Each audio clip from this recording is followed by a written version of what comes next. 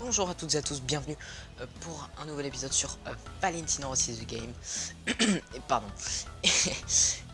Comme vous le voyez, nous sommes à Sepang pour l'avant-dernière course de ce championnat du monde Moto 2. Et il fait pas un beau temps.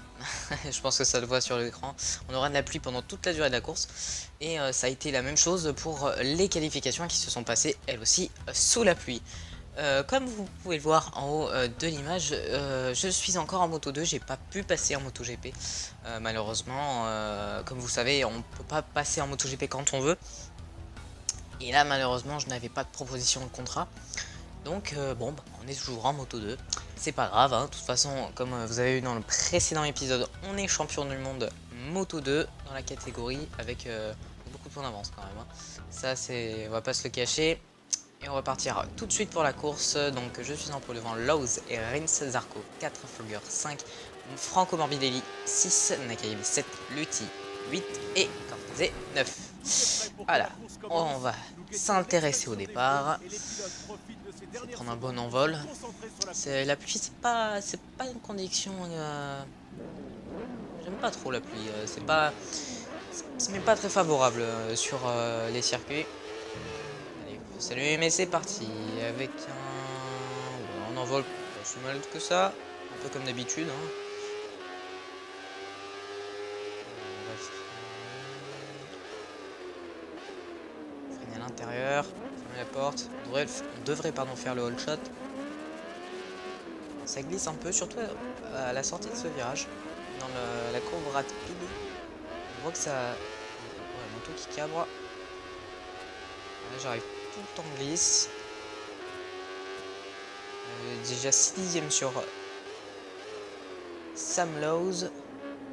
Je freine un peu trop tôt. On sort un peu large du coup. Oh, il y a Sam Lowe's et Zarco qui passe. Et il y a même Rins. C'est pas trop poussé Rins.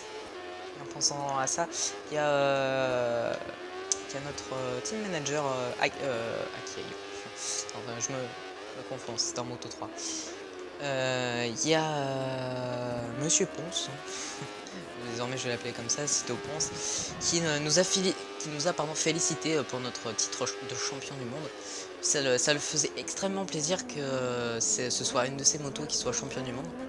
Parce que ça faisait un bon bout de temps que c'était pas arrivé depuis Paul Espargaro en 2013. Je ne me trompe pas. Oui, parce que 2014, Esteve Rabat chez Marc VDS. 2015, bien sûr, hein, Joan Zarco, son premier titre en Moto 2, pardon. J'ai mal à l'exprimer, hein. Et en 2016, Joan Zarco aussi, mais bon, cette fois-ci, ça a été nous. Et Joan Zarco, hein, les performances qu'il fait en MotoGP, c'est incroyable, hein. Il m'étonne de Grand Prix en Grand Prix. Voilà, malheureusement, alors où je tourne la vidéo, on est mardi.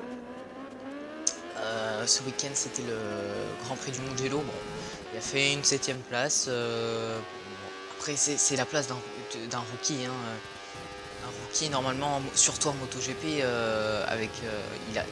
arrive quand même sur quelques Grands Prix à devancer Dani Pedrosa, à devancer Jorge Lorenzo, qui a du mal, hein, cette année avec la Ducati. Il a beaucoup de mal, hein, l'Espagnol, à trouver les bons réglages. Il a dit au Mugello. Pourtant, au Mugello, c'était, je pense, comme on a pu le voir, hein, Andrea Dovizioso qui a gagné. Mais je pense que c'est vraiment un circuit très favorable à la Ducati avec de grandes lignes droites. Et là où la Ducati perd fort, c'est dans ces lignes droites, hein, où elle a une vitesse de pointe hallucinante, hein. Et puis on a vu un ralenti sur le départ d'Andrea Dovizioso. On voit que la Ducati est très rigide et comparé à une Yamaha qui sera très simple à conduire en fait, finalement. Comparé à une Ducati, le Jorge Lorenzo l'a exprimé, il doit adapter son pilotage, son style de pilotage pardon, à la moto. Parce que c'est pas le même style de pilotage de la Yamaha sur la Ducati. La Ducati, c'est une moto très rigide. Et on a vu Andrea Dovizioso guidonner. C'est une image qui faisait peur, hein. Carrément, là au départ, non, c'était pas au départ, c'était je sais plus quel tour. Mais on a vu la moto guidonner énormément. Il a réussi à freiner, pardon. Il a sauvé la moto in extremis. Sinon, dites-moi dans les commentaires si vous aussi, je sais jamais, si vous aussi avez-vous vu le Grand Prix du Mugello, qui était, je rappelle, ce week-end. Peut-être que, je ne sais pas, peut-être je ferai des débriefs des Grands Prix. Seulement MotoGP, parce que Moto 3 ça prendrait un petit peu de temps. Mais j'aimerais en fait faire des débriefs, mais à plusieurs en fait. Alors, bon, j'aimerais... Je pense pas que ça arrive, mais peut-être avec...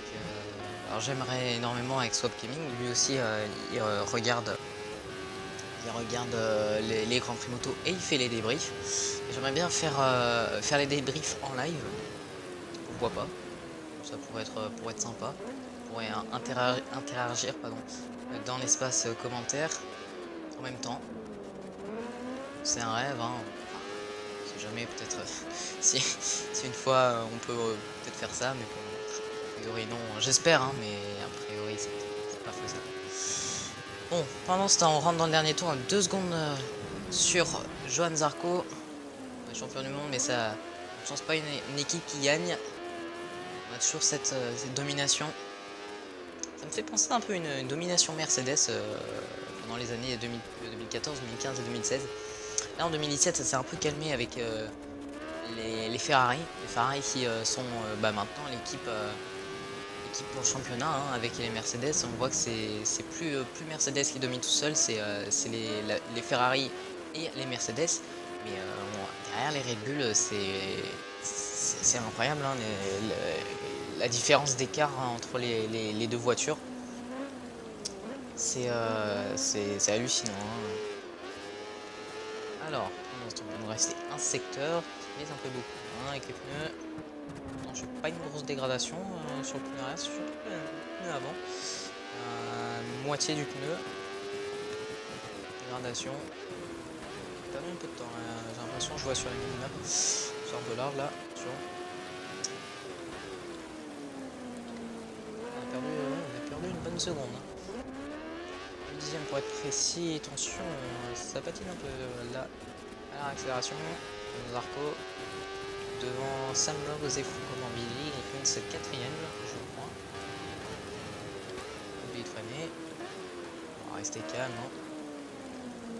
De toute façon, on est champion du monde. Pas aller se blesser. Bon. Et Lowe qui passe. Zarco finira pas sur le podium. Ouais. On va gagner la course de Sepang. Encore un trophée à amener chez nous. Parmi bien d'autres. Entre la moto 3 et la moto 2.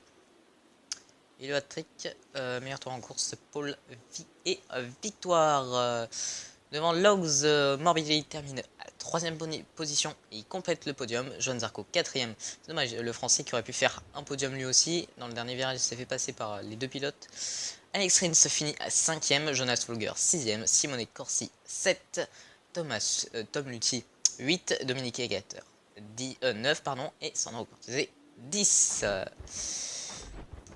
Le championnat, de toute façon, on s'en fout. On est champion. On va passer ça aussi. Et on va se dire à la prochaine pour le prochain Grand Prix qui se déroulera à Valencia pour le final. On va faire une course tranquille, je pense. On va pas trop attaquer. C'est un circuit où j'ai mes aises quand même dans le début de notre carrière.